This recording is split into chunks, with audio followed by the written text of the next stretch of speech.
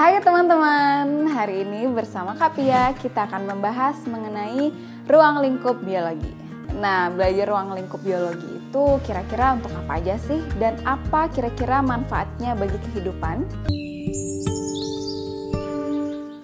Terdapat 4 pokok bahasan dalam ruang lingkup biologi yang akan kita pelajari, yaitu permasalahan biologi pada berbagai objek biologi, cabang ilmu dalam biologi, kemudian manfaat biologi, dan juga metode ilmiah. Oke, sebagai pengenalan, istilah biologi itu identik dengan ilmu yang mempelajari tentang makhluk hidup. Nah, makhluk hidup ini bertindak sebagai objek biologi. Nah, teman-teman, objek biologi ini memiliki tingkatan tersendiri yang berurutan nih, mulai dari tingkat terendah hingga tingkat tertinggi. Apabila kita urutkan, maka terdapat molekul, sel, jaringan, organ, sistem organ, individu, populasi, komunitas, ekosistem, bioma, dan biosfer. Oke, kita bahas satu persatu ya. Tingkatan pertama yaitu molekul, yang merupakan bagian terendah dalam tingkat organisasi kehidupan. Gambar di samping ini adalah contoh dari molekul air atau H2O. Permasalahan biologi yang terjadi pada tingkat molekul adalah kelainan pada molekul darah dan dapat menyebabkan penyakit anemia sel sabit. Lalu di tingkatan kedua yaitu sel yang merupakan satuan unit kehidupan terkecil dari makhluk hidup. Sel sendiri tersusun atas inti sel, membran sel, sitoplasma, dan organel sel. Permasalahan biologi yang terjadi pada tingkat sel ini adalah plasmolisis yang menyebabkan sel tumbuhan menjadi layu. Kemudian di tingkatan ketiga yaitu jaringan yang merupakan gabungan sel-sel sejenis yang memiliki fungsi dan tujuan yang sama. Nah, permasalahan biologi yang terjadi pada tingkat jaringan ini adalah kanker darah atau leukemia. Jaringan tidak akan mampu melaksanakan fungsi hidup secara sendiri-sendiri. Maka dari itu, terdapat tingkatan keempat yaitu organ, yang merupakan gabungan dari jaringan-jaringan sejenis yang memiliki fungsi dan tujuan yang sama. Contoh organ yang terdapat pada manusia itu misalnya kayak hati, usus, ginjal, dan masih banyak lagi. Permasalahan biologi yang terjadi pada tingkat organ ini adalah misalnya itu kelainan organ mata atau rabun senja.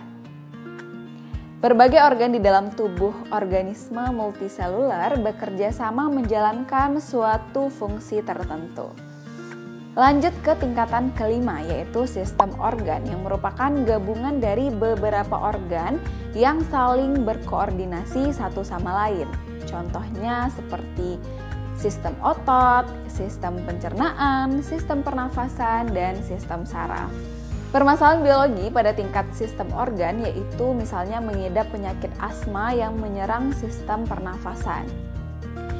Kita lanjut ya teman-teman ke tingkatan keenam yaitu individu, yang mana ini merupakan sistem organ di dalam tubuh organisme multiseluler yang membentuk suatu organisasi kehidupan. Contohnya seperti manusia. Kebayang dong kalau ternyata manusia itu sistem yang sangat kompleks. Nah, contoh dari permasalahan biologi pada tingkat individu ini misalnya mengidap penyakit AIDS yang menyebabkan turunnya sistem kekebalan tubuh. Lalu di tingkatan ketujuh ada yang namanya populasi yang merupakan kumpulan individu sejenis yang menempati suatu daerah tertentu. Individu dikatakan sejenis jika dapat mengadakan perkawinan dan menghasilkan keturunan yang fertil. Lalu permasalahan biologi yang terjadi pada tingkatan ini adalah misalnya menyebarnya penyakit flu burung. Di tingkatan ke-8 adalah komunitas yang merupakan sekumpulan populasi dari berbagai spesies yang tinggal dan saling berinteraksi satu sama lain. Nah, perbedaan populasi dan komunitas dapat dilihat pada gambar berikut ini ya. Disebut populasi apabila spesiesnya sama, sedangkan disebut komunitas apabila terdiri dari berbagai spesies. Permasalahan biologi yang terjadi pada tingkat komunitas ini misalnya hama tikus yang merusak padi. Lanjut ke tingkatan ke-9 yaitu ekosistem yang merupakan hubungan timbal balik antara makhluk hidup dan lingkungannya. Gambar di samping ini adalah contoh dari ekosistem danau. Permasalahan biologi pada tingkat ekosistem ini adalah misalnya penebangan pohon secara liar yang dapat menyebabkan banjir. Di tingkatan ke-10 yaitu bioma yang merupakan ekosistem darat dengan skala yang luas.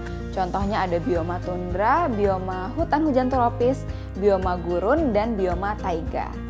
Permasalahan biologi pada tingkat bioma adalah perubahan iklim yang sangat ekstrim, menyebabkan bioma tundra menjadi lebih hangat sehingga mampu mencairkan lapisan es. Tingkatan ke-11 yaitu biosfer atau ekosistem dunia yang merupakan seluruh ekosistem yang ada di bumi ini beserta atmosfer yang melingkupinya. Permasalahan biologi pada tingkat biosfer itu misalnya kebocoran pada lapisan ozon. Tapi hubungannya dengan bumi apa ya? Nah, jadi teman-teman, fungsi ozon itu untuk menghadang radiasi ultraviolet matahari agar tidak langsung terpapar dengan makhluk hidup yang ada di bumi ini.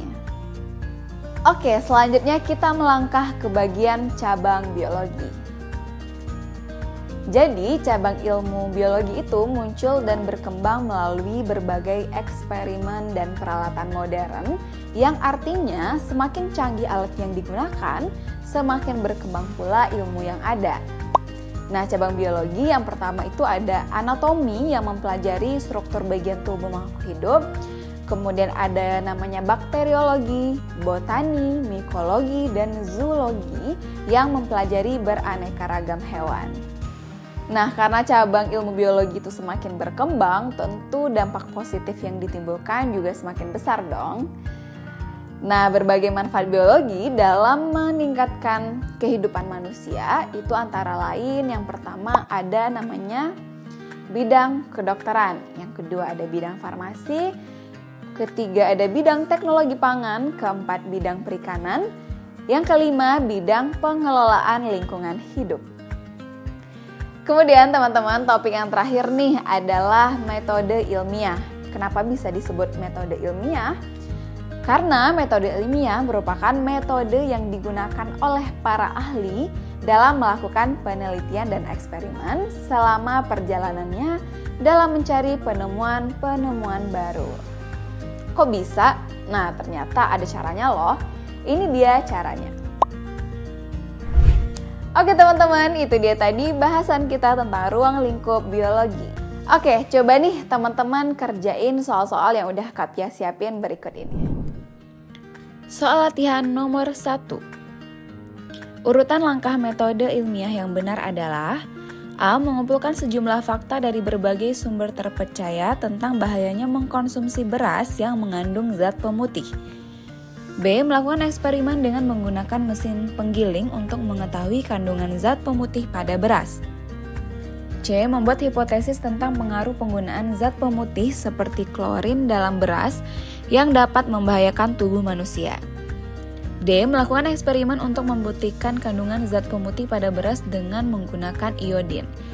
E. Menyediakan alat pendeteksi untuk membuktikan adanya kandungan zat pemutih pada beras di rumah masing-masing.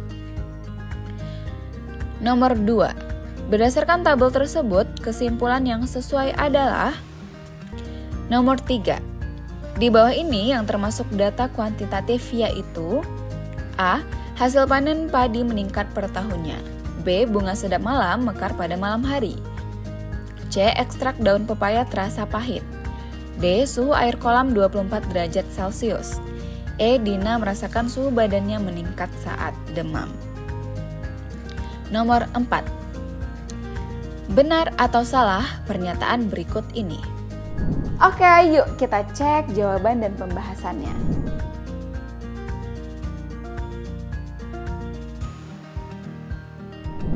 Gimana teman-teman, seru kan video kali ini? Nantikan video pembelajaran selanjutnya ya.